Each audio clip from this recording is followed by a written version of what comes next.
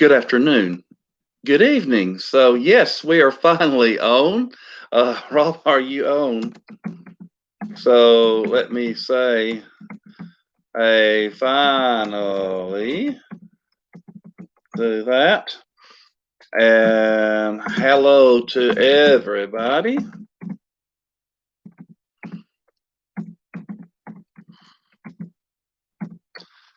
So, all right, Disastrous here. Rhonda is here. Uh, kind of one of those slow to log on days, but I'm here. We have five people. Thank you all for coming, or at least five computers. And if you will turn to Hebrews chapter 11, and we're going to talk about Moses tonight. And we've been talking about Moses and Moses's parents and people who were influential in Moses's life.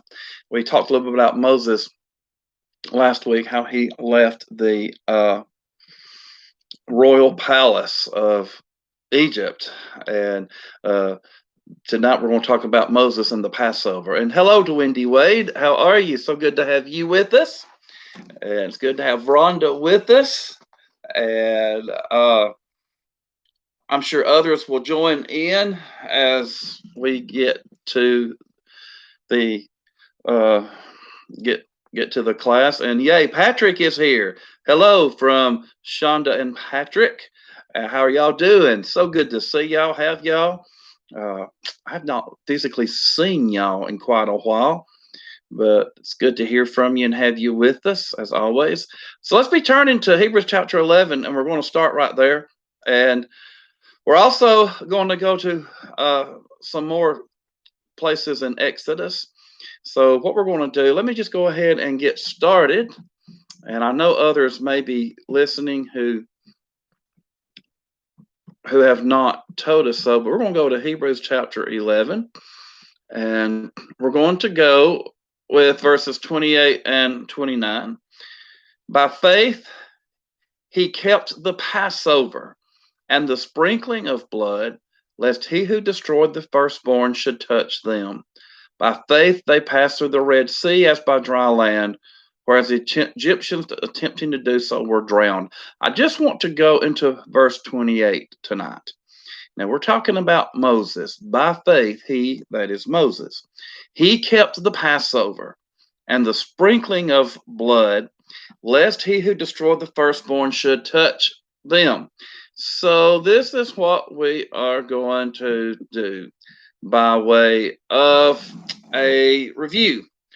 I want to see, what do you remember and what can you pull up from your memory about the Passover? So let's see if we can brainstorm some things. And if you're at home and are not able to chat with us, in your families, people you are with, or if you're by yourself, I encourage you to get paper and pencil and just jot these down, see how many you can come up with. What do we remember that they had to do about the Passover? How was this done? What was this for? And what did they do? All right. So I'm going to see what we can do. So y'all put these up here. All right, I got one answer coming in. And then what we're going to do is we're going to go read it. Then we're going to see how many we left off and all. So we do have it was a holiday from Drew. So let's keep some more things coming in. So what do you remember about the Passover? All right. Passover feast. All right. Any door frames, I believe, that has blood above it was passed over. Very good. Okay. So let's see. Can anybody tell anything about its observance, how it was to be observed?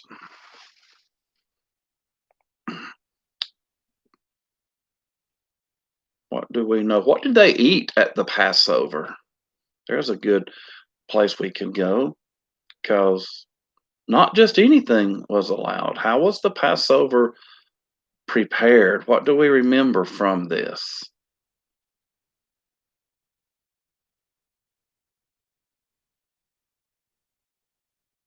So I'm going to wait on that. Again, what do you remember about the Passover feast? We're just pulling from our heads what we can think about the Passover feast. Missing a few people, I'm hoping will come in. I know two that are somewhere, and they may already be on. I don't know.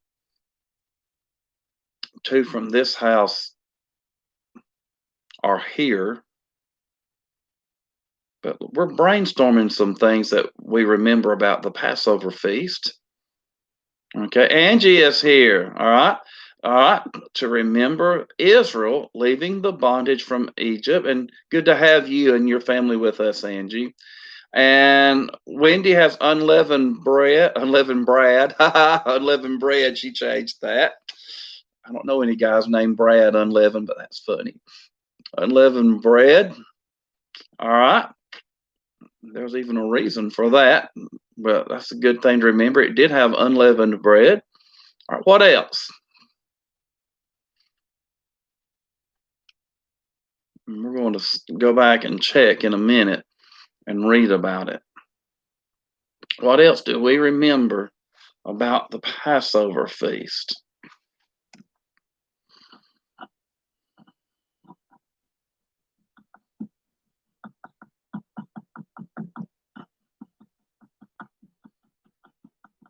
I'll give it just a minute more. Okay, how long it lasted? Wendy put lasted 7 days.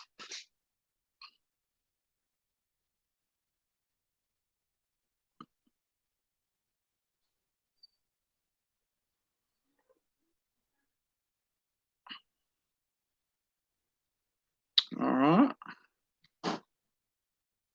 Well, I'll tell you what, let's do.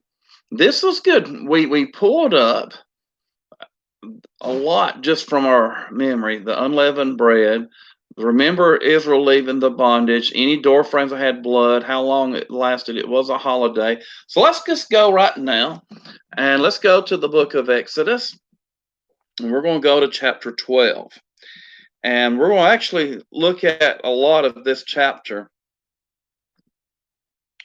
Not necessarily the whole chapter, but particularly in the first part of it. Okay, so and let me put this down. We are going to go to Exodus chapter 12. Okay, all right.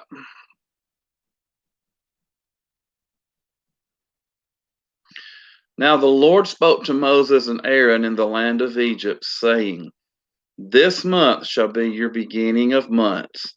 It shall be the first of the year to you. Speak to all the congregation of Israel, saying, On the 10th of this month, every man shall take for himself a lamb, according to the house of his father, a lamb for a household. And if the household is too small for the lamb, let him and his neighbor next to his house take it according to the number of the persons. According to each man's need, you shall make your count for the lamb.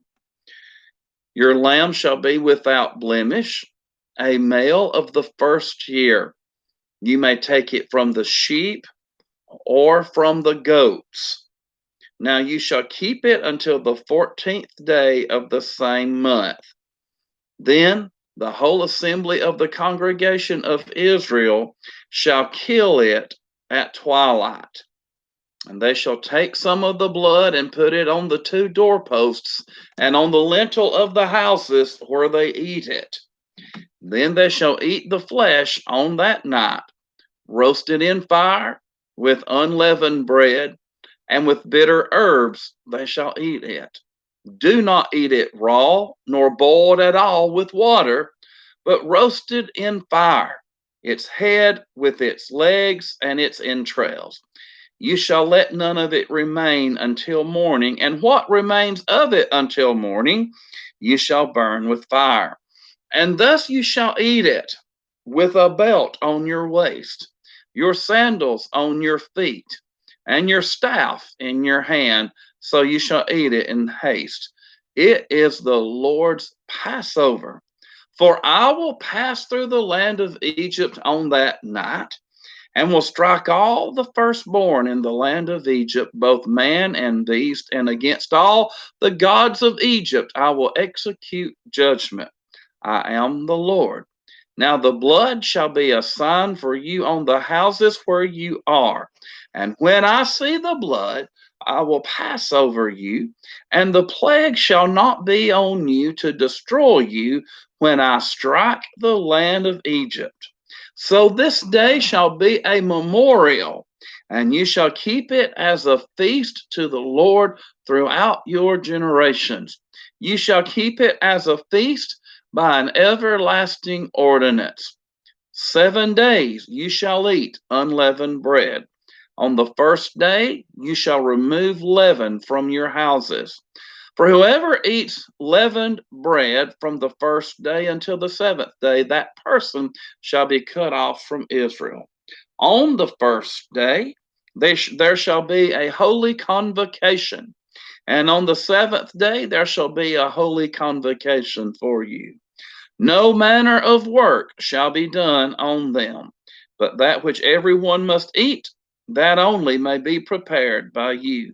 So you shall observe the feast of unleavened bread. For on this same day I will have brought your armies out of the land of Egypt. Therefore you shall observe this day throughout your generations as an everlasting ordinance. In the first month, on the 14th day of the month at evening, you shall eat unleavened bread until the 21st day of the month at evening. For 7 days no leaven shall be found in your houses, since whoever eats what is leavened, that same person shall be cut off from the congregation of Israel, whether he is a stranger or a native of the land. You shall eat nothing leavened. In all your dwellings you shall eat unleavened bread. Then Moses called for all the elders of Israel and said to them, pick out and take lambs for yourselves according to your families, and kill the Passover lamb. And you shall take a bunch of hyssop, dip it in the blood that is in the basin, and strike the lintel of the 2 doorposts with the blood that is in the basin. And none of you shall go out of the door of this house until morning. For the Lord will pass through to strike the Egyptians when he sees the blood on the lintel and on the 2 doorposts. The Lord will pass over the door and not allow the destroyer to come into your houses to strike you.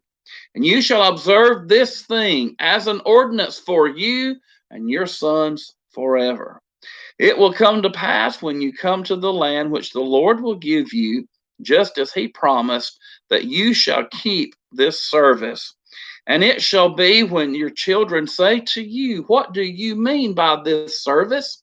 That you shall say, it is the Passover sacrifice of the Lord, who passed over the houses of the children of Israel in Egypt, when he struck the Egyptians and delivered our households. So the people bowed their heads and worshiped. Then the children of Israel went away and did so, just as the Lord had commanded Moses and Aaron, so they did. And it came to pass at midnight that the Lord struck all the firstborn in the land of Egypt, from the firstborn of Pharaoh who sat on his throne to the firstborn of the captive who was in the dungeon, and all the firstborn of livestock. So Pharaoh rose in the night, he, all his servants, and all the Egyptians. And there was a great cry in Egypt, for there was not a house where there was not one dead. Now, I'm going to stop right there because this goes into more of what happened in the plague. But I'm going to skip, I'm going to go down to verses 43 following. So if you will go with me to verse 43. And the Lord said to Moses and Aaron, this is the ordinance of the Passover. No foreigner shall eat it, But every man's servant who is bought for money, when you have circumcised him, then he may eat it. A sojourner and a hired servant shall not eat it.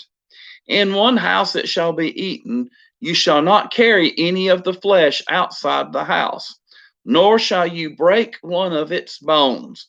All the congregation of Israel shall keep it. And when a stranger dwells with you and wants to keep the Passover to the Lord, let all his males be circumcised, and then let him come near and keep it, and he shall be as a native of the land. For no uncircumcised person shall eat it. One law shall be for the native born and for the stranger who dwells among you. Thus all the children of Israel did, as the Lord commanded Moses and Aaron, so they did. And it came to pass on that very same day that the Lord brought the children of Israel out of the land of Egypt according to their armies. So let's come now, and we just read this chapter, and what we're going to do is go back through, and we're going to make a list now. So we're going to start at the top, and let's start at the day itself. Okay, so the month that he gave there, the month here, what was the date? What day of the month was this to start on? Let's just see if we can remember that. What days of the month was this to go through? Let's just see that. All right, can we remember what day of the month, from what day to what day, I guess I should say. From what day to what day of the month? So let's go through, and your answer will be in verse 18. This month now was to be set aside for them for the first month. Okay. Let's see, what do we have in our chat box? Okay. Oh, Elizabeth's here. Good to see you, Elizabeth. Glad to have you. Okay, look at verse 18. All right, so from what day to what day do we have? Let's look at verse 18. Okay, in the first month, on the 14th day of the month at evening, you shall eat unleavened bread until the 21st day of the month at evening. So it was the first month, and it was the 14th through the 21st day. So it was their first month, the 14th through the 21st day. All right. So that was when it was to be eaten. Now, this day, this occasion, he said that this day was to be a memorial, and it was to be kept, and it was an ordinance. It was something that they had to observe. Now, I want to go back to a very interesting word Drew put up here. Verse 14, a memorial. This day shall be to you a memorial. You shall keep it as a feast to the Lord throughout your generations. You shall keep it as a feast by an everlasting ordinance. Now, Drew said something that he really couldn't have said any better. It was a holiday. Now, let's look at that word holiday. Holiday. A holy day. In fact, what we have here was the first holiday, as per se, that man was given by God. First thing, here they are in Egypt, and here they are being told this is a memorial, this is a feast. And we're going to find several more that they were given, aren't we? But here we have the holiday, the holy days that they were given. I thought it was neat that Drew put that up here. Yeah, this was days that they were to be holy. Holiday wasn't originally something that you laid around and rested for. It was a day to be holy to the Lord. Now we're going to find when we get to Mount Sinai that the Sabbath day was also to be kept holy. They were to remember it. And we'll find that there were other feasts that they were given, feasts of tabernacles and other days and in year of Jubilee, things like that. But here we have the first holy day that was set aside. And that is so important. That was a good answer, by the way. So this was a memorial that Jesus himself, we'll see later, used as he instituted the Lord's Supper, using some of the same things they had. But let's go now and let's go back to Exodus chapter 12. And what can you tell me from verses 3 all the way down through 11? Verses 3 through 11, what can you tell me about the lamb? Okay, verse 3 through 11. What can you tell me about the lamb? So let's put on the chat box again, if you're with your families, turn and talk. What can you tell us about the lamb that was eaten on this day? What all kinds of things can you say? So I'm going to wait for some chats. Y'all look at verses 3 through 11. All right, they're to take a lamb. All right, they're supposed to pick one. When it was chosen, all right, without blemish. That means we didn't give the worst one we had because we're tired of it. We gave the most perfect one, without blemish, nothing wrong with it. Okay? What more can you say? What gender was the lamb supposed to be? Okay, it could be shared with a neighbor, and this was a provision.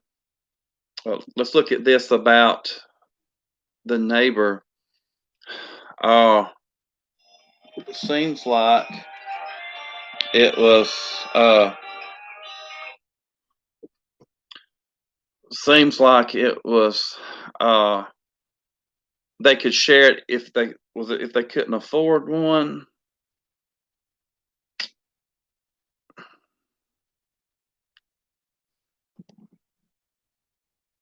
Okay. Well, I lost my place on that. Hold it just a minute. If the household is too small for the lamb, that's what it was. If the household is too small for the lamb, let him and his neighbor's neck just take it. Yeah, if the house was too small, they could share it with a neighbor.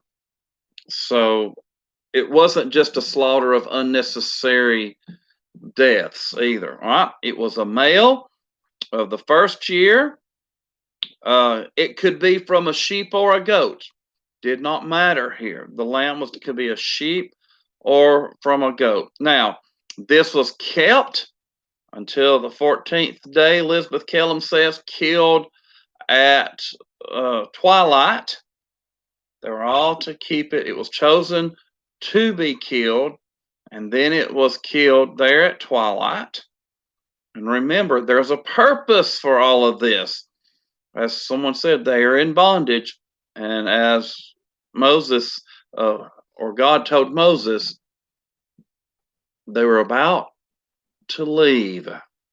Okay, how was it to be cooked? How was the lamb to be cooked? There was a specific way that this lamb was to be cooked, and specific rules about how it was not to be cooked.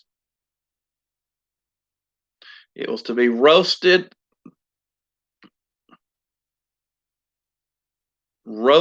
over what? Roasted with fire.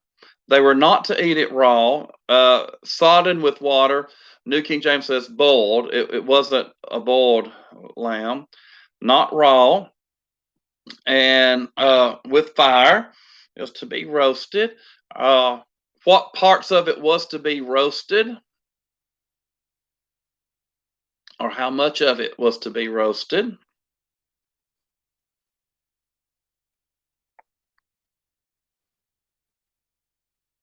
Oh, there's Cookie. Good to have you with us. She said I had in mind that started at 6:30. Well, we're glad to have you at 6:30. And again, what we're talking about is the Passover, and we are on the Passover lamb and how it was to be cooked, how it was not to be cooked. It was to be cooked with its head, with its legs, with its entrails. That is correct. And any of it that it was supposed to, the whole thing been eaten, but he left a provision. What were they to do with it if they did not eat it all? If any of it was left, what were they to do with it? What were they to do with that lamb if any of it was left till in the morning? Burn it. Yes. Now, we mentioned that they took the blood of this lamb and put it on the door. What did they use to put it on the doorposts? What did they use to put this blood on the doorposts?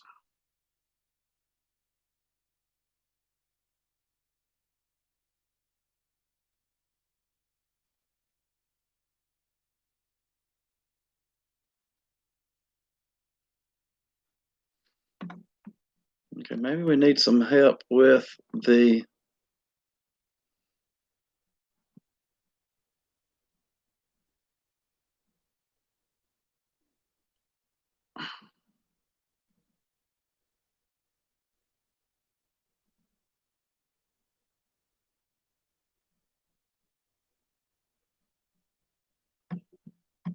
Okay, just a minute. Let's see.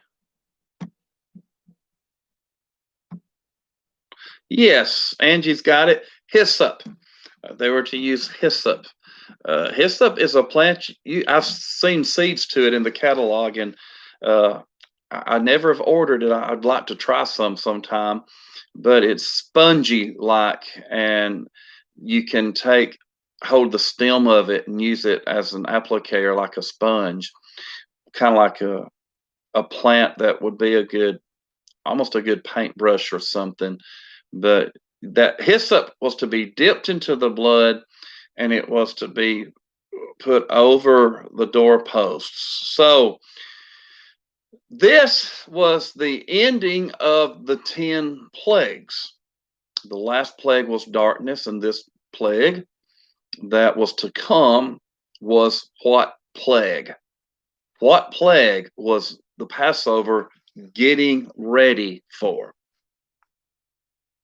The one before it was darkness, but there was another one, and the Passover helped them to get ready for this plague. What was that plague?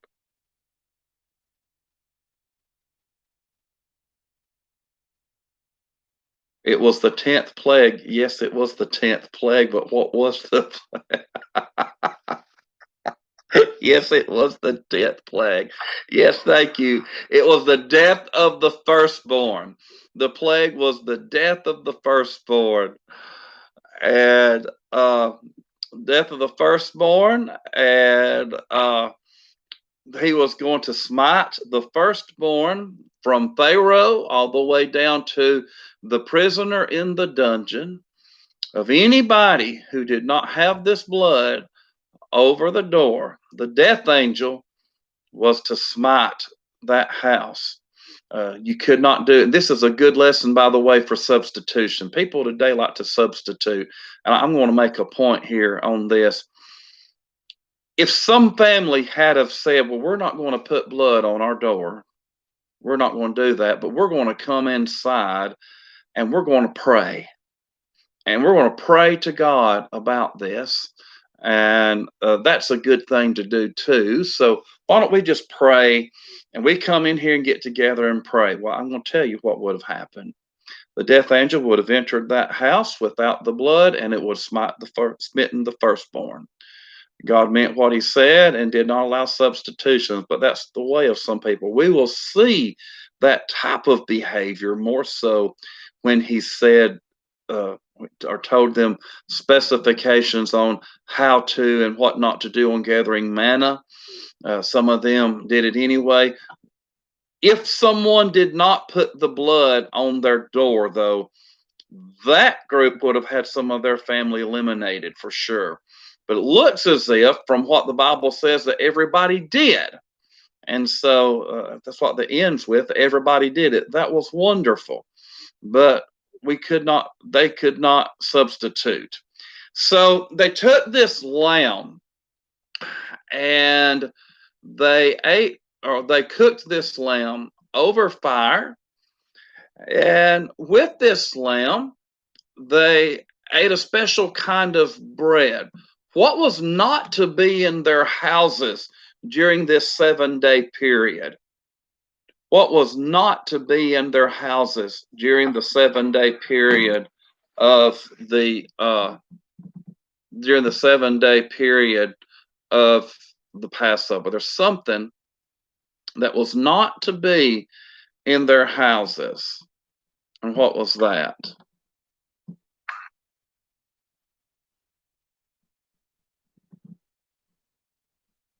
Yes, Wendy's got it. There was not to be any leaven. That wasn't just for them. It was for people coming into their land, the stranger, the sojourner, the traveler, the tourist, so to speak. Anybody who was in their land, they could not have any leaven, or they would be cut off from their people. There would be no leaven. Now, you will see that all of this was to be done or so that the meal could be eaten quickly. What were they to wear while they did this Passover? There's something that they were supposed to wear, even though it was night, late at night. They were supposed to wear something.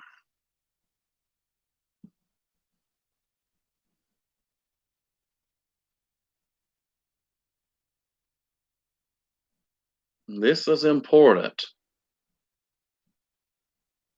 All right, a belt, sandals. Doesn't look like they're going to bed, does it? They were getting ready to go, weren't they? So these things were worn.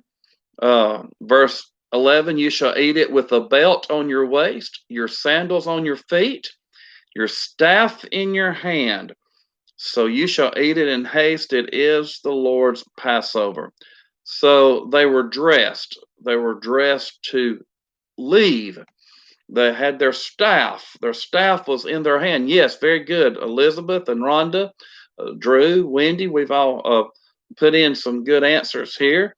The belt, the staff, the sandals, everything was to be ready to, just to hop up and to leave. Now, when they did this, of course, this was at night.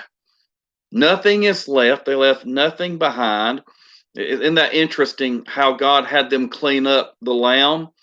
They were to burn it with fire. When they left, they didn't leave a big mess for the Egyptians to clean up, or for whatever reason. I think that's interesting.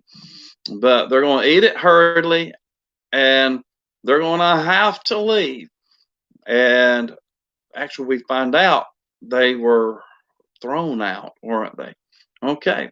So Moses goes and tells these basics to the elders, and they all do what he says. In fact, they bow their heads and worshiped. And when they observe this, the very first day and the very last day, they were to have something. What were they to have? The very first day and the very last day.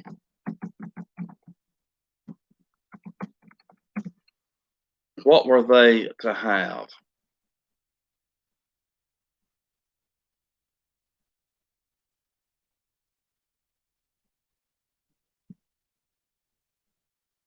The whole people, they were to have something on the very first day and the very last day of this feast. Okay, good. Cookie's got it. Ron has got it. A holy convocation. We don't use that term expressly.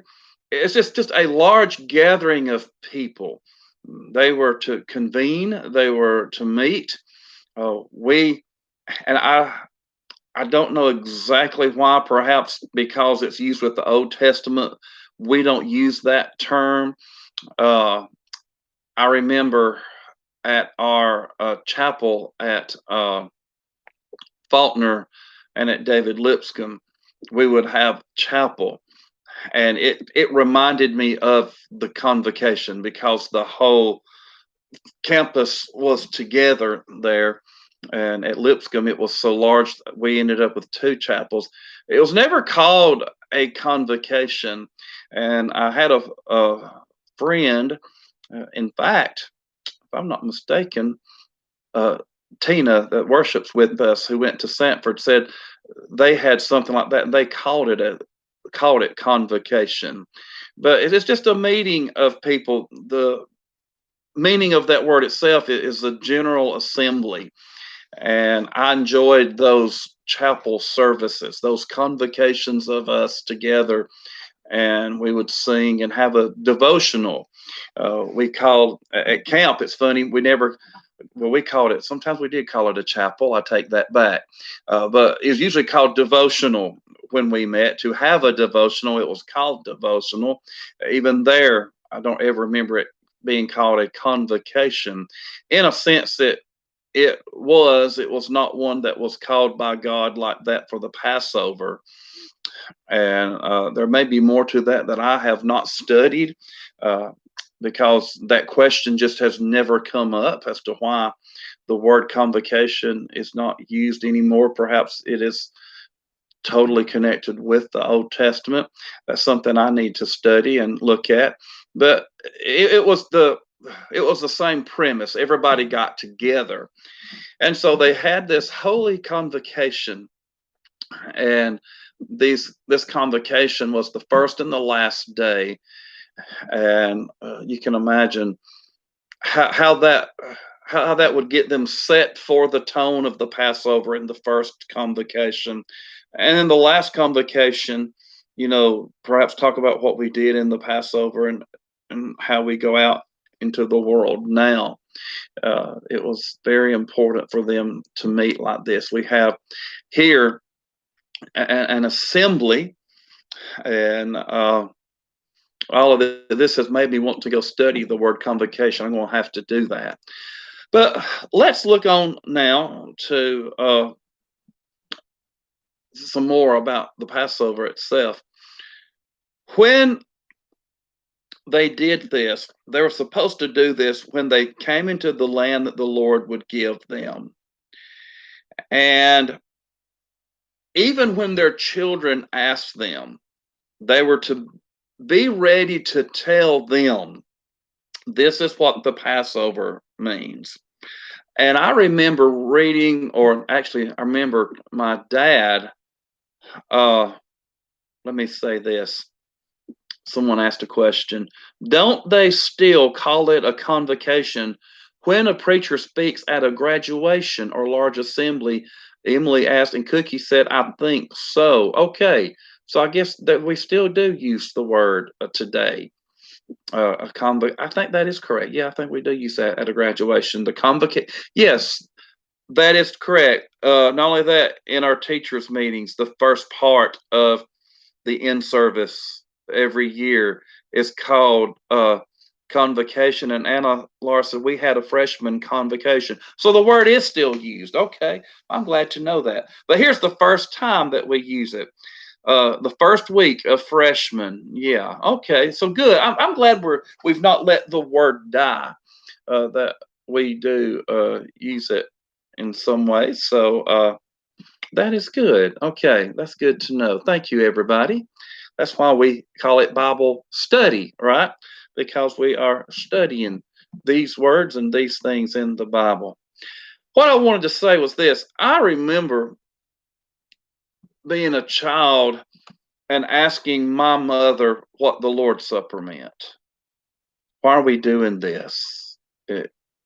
You know, and even though I kind of knew the answer, is it because we're thirsty? Is this a snack? It was a very formal. I didn't know the word formal, but I knew it wasn't the way you acted when you got snack at Bible class or vacation Bible school. I knew there's something different. I remember asking, why are we doing this? What does this mean? And children today will ask the questions about the Lord's Supper. And our parents, we need to be able to tell our children why we take the Lord's Supper. We need to be able to tell them what the bread represents, what the grape juice represents, and let them know.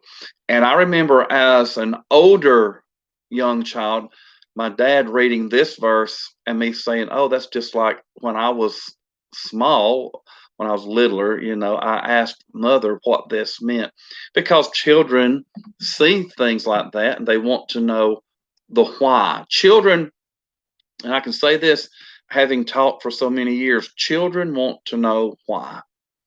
Why do we do this? Why this? Why that? And so when the children say to you, what do you mean by this service?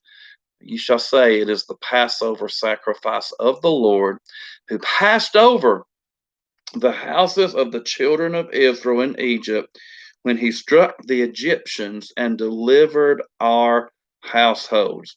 And look at how reverent the people are in verse 27, end of the verse. So the people bowed their heads and worshiped. So the people bowed their heads and worshipped. Then the children of Israel went away and did so, just as the Lord commanded Moses and Aaron, so they did. Wouldn't it be wonderful if at our worship services today, the people were reverent? We're losing our reverence. If the people were reverent, bowed their heads and worshiped, and then arose and left to do what the Lord had said. That's a sermon right there, folks. That right there in verses 27 and 28, the people bowed their heads and worshiped. Then the children of Israel went away and did so. That is a sermon. You might see it one day from me again, but that's a sermon. They bowed their heads, they worshiped, and then they did. Okay, now we got some more rules on this. After we see the plague actually happening, as God said it would, they get up, they're ready now. There's not time. And let me say this about the time factor. Anybody who's made bread with leaven, they know it takes time for that to rise. Now, I don't know if that's the only reason. I do know that they had to rush, and I do know that you cannot just say, wait, let me let the bread rise. You've got to bake this bread quickly without leaven. It can be made real quick. The lamb can be cooked real quickly, and everything can be done. You eat it. You're already dressed before you eat it. You don't eat it and get dressed. You're dressed before you eat it. burn if anything's left over. Eat it, you eat it, but burn what's left over quickly with fire and get out of Egypt. That was the whole idea. Get out of here and go. Cookie has put in, hallowed be thy name. That needs to be our prayer. That needs to be our attitude in worship every time. Yes. Now, who could not eat the Passover? Here's a question. Who could not eat the Passover? Not everybody could eat it. Who could not eat the Passover?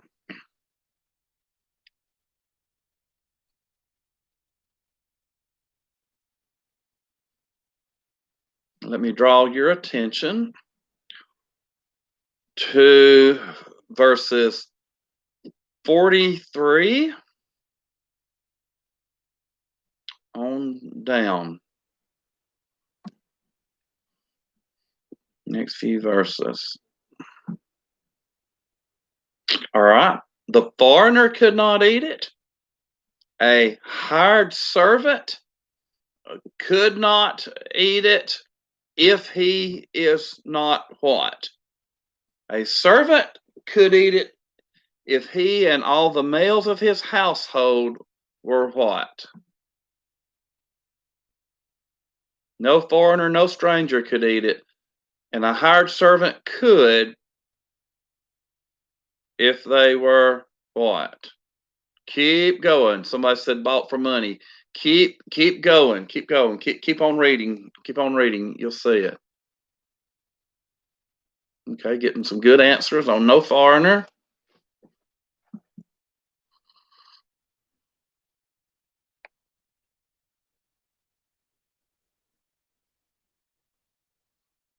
All of the males of his household had to be what? Thank you. Yes. Okay. Circumcised. When they were circumcised, then they could eat it. Now, if they were not circumcised, they couldn't eat it. So it was the same.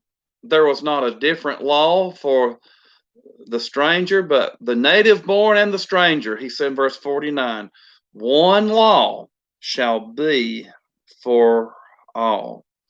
All right. Now, when we talk about carrying the flesh outside of its house, there was something special in verse 46 that they could not do to the lamb. Does anybody remember what it was? Very special that they could not do to that lamb.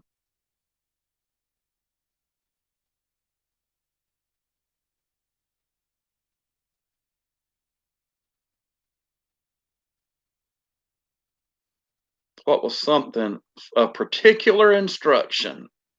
Yes, they could not break any of the bones. They could not break a bone. Now, they could not break any of the bones of the Passover lamb. Does that remind you of something? Does that remind you of somebody else? Who does that remind you of that it was prophesied that not a bone would be broken? Does that remind you of anyone? Absolutely. Yes. Oh, here comes all the answers. Jesus on the cross. Yes, Jesus. When he died on the cross, he was also called the Passover lamb. He was without blemish, male. He was not to have any, he did not have any bones broken. In fact, remember, they broke the legs of the two thieves, but instead of breaking Jesus's bone, what did the soldier do? Instead of breaking Jesus's bones, the soldier saw that they saw soldiers, they saw that Jesus was dead. What did they do instead of breaking Jesus's bones? Yes, they pierced his side and blood and water came out. So that, it would be said, bone would not be broken. Now that would ensure death. You do that, and if someone wasn't dead, I don't know, faking for what reason, I don't know, but for some reason, if they were faking it, or if they were just unconscious, they were passed out, that ensured death. That made sure it was almost like a mercy killing, you could say. And Jesus was already dead, though. Someone who believes in what's called the swoon theory, or that Jesus really didn't raise from the dead, but he just passed out, then he came back to on the third day. They are obviously overlooking that right there, that they pierced him in the side. Now, I've got a list here that I'm going to share with you because our time is near to be up. The Passover observance had messianic significance. That means observing the Passover carried on a lot into the Messiah. And I'm going to read this to you. The lamb was without blemish. Jesus was examined and found without blemish. Matthew 21:23. The lamb was a male of the first year. Jesus was the firstborn of God. The lamb was set aside for 4 days on the 10th of Nisan. Jesus entered Jerusalem and the temple on public display for 4 days on the 10th of Nisan. The penalty was imposed the moment the lamb was chosen. Christ received the death penalty for our sin before he was born. The lamb was killed between the evenings at what we know now to be 3 o'clock p.m. Jesus died in the 7th hour, 3 o'clock p.m. Mark 15:33 through 37. The lamb's bones were not broken, Exodus 12:46 that we just read, and Numbers 9 verse 12. Jesus' bones were not broken. This was prophesied in Psalm 34 verse 20 and carried out in John 19 verse 31. The blood of the lamb applied to the door saved the Israelites' firstborn, and the blood of Christ saves us. The body of the lamb must be eaten the same night, Exodus 12, verse 8. Jesus was crucified, suffered, and died in the same night. No work was to be done on the Passover.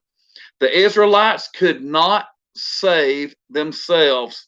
Even if they should have spent all the night in prayer, the destroying angel would have broken in upon them and slain their firstborn if the blood was not on the door. And likewise, the blood of Jesus saves us, not our own meritorious works. 1 Peter 1:18 through 21. And so I thought that was an interesting comparison that we have here. I don't know how, I know that they've done it and we know what hour things were. I don't have a chart. I'm sure there is one somewhere about the hours, about the time the lamb was killed between the evenings and all. I thought that was interesting. I cannot prove that part, but it looks as if, from what we know about history, that was so. But I want to share that with you. A lot of comparisons between the Passover lamb and Jesus, and this was on purpose. Now, we've made several comparisons between people and Christ, but this was done this way to show us Christ, and they exactly understood what it meant when Jesus came and died for us. The world understood the significance of that, especially the Jewish world, who had been going through generation after generation of sacrifices. Jesus being the ultimate sacrifice, they could understand that. Now, some of them disobeyed, some of them were willfully ignorant, and we talked about that in a previous lesson. I don't remember if it was here or if it was at the building, but we talked about that, about the disobedience of the Thessalonians, is who it was. The Thessalonian citizens who were not Christians were Gentiles who were willfully ignorant, and the Jews who were disobedient to Christ. But we have these examples for a reason. And Moses, let me go back to where I started from, and that was in Exodus that was in Hebrews chapter 11, where we see that Moses was called faithful because he did this Passover as he was instructed to do. We read here, by faith he kept the Passover and the sprinkling of blood, lest he who destroyed the firstborn should touch them. Hebrews 11:28. It took faith to do that. Now let me say this: his faith was strengthened. Boy, was it strengthened, because he had just seen 9 previous plagues. The whole Israelites had just seen 9 previous plagues to this. And their faith, it was easier for them to do this because their faith was not just a leap in the dark. They had all these 9 plagues would have definitely strengthened their faith in God. And they had every reason in the world to believe that, look at what's happened here. If God says we're going to put lamb's blood on the door and not die because some people are, let me tell you something, that's what's going to happen, because that's what God does. He does what he says. And their faith would have been very strong. And we want to look next week at some more of what Moses did. Notice there's a lot of things on Moses. Next week, we're going to look at the Red Sea incident, and that is Hebrews 11:29. So let me tell you all that I appreciate and I really enjoy the chatting that we get to do on the live chat, and I appreciate you putting your answers up here. And I do want to ask for this one prayer request. Please pray for the family of Max Barker. He passed away today, and it just came up here. Cookie put it up here. He passed away today, and this is Mark Barker's dad, Linnell Barker's husband, and just a great man of God. He was an elder there at Blackwater, Macedonia, and a friend of our family's for years and years. I don't ever remember not knowing the Max Barker family, or a lot of the Barkers. They went to camp with us. I remember going to their home, eating in their home, them coming and eating in our home, going to their big pastures, and just a great family, lovely people. And let's just remember them in our prayers. A great man of God who's gone on to his reward for sure, gone to be with the Lord. And so let's remember them.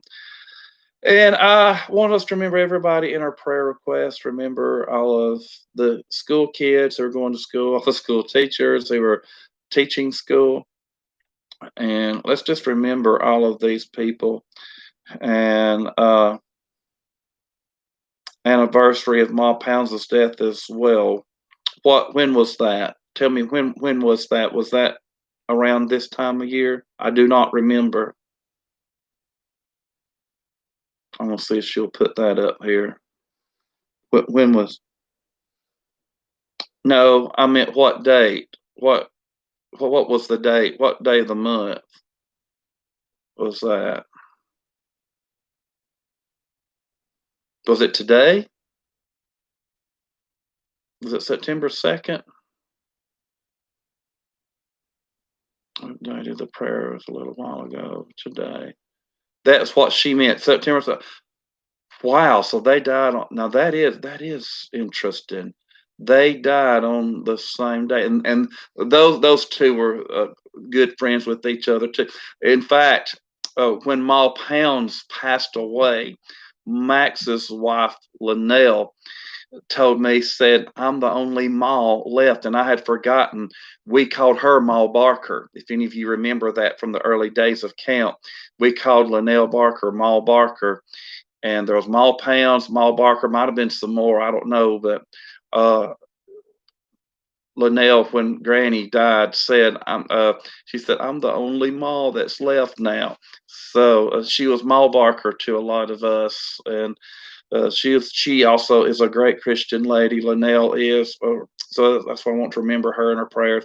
A great cook. She came down there, and they cooked before we had everything in a can to put into a tray to heat. They sat out there and shelled peas and cut up vegetables and did a lot for that camp to start. Did a lot of work down there, and that truly will be remembered.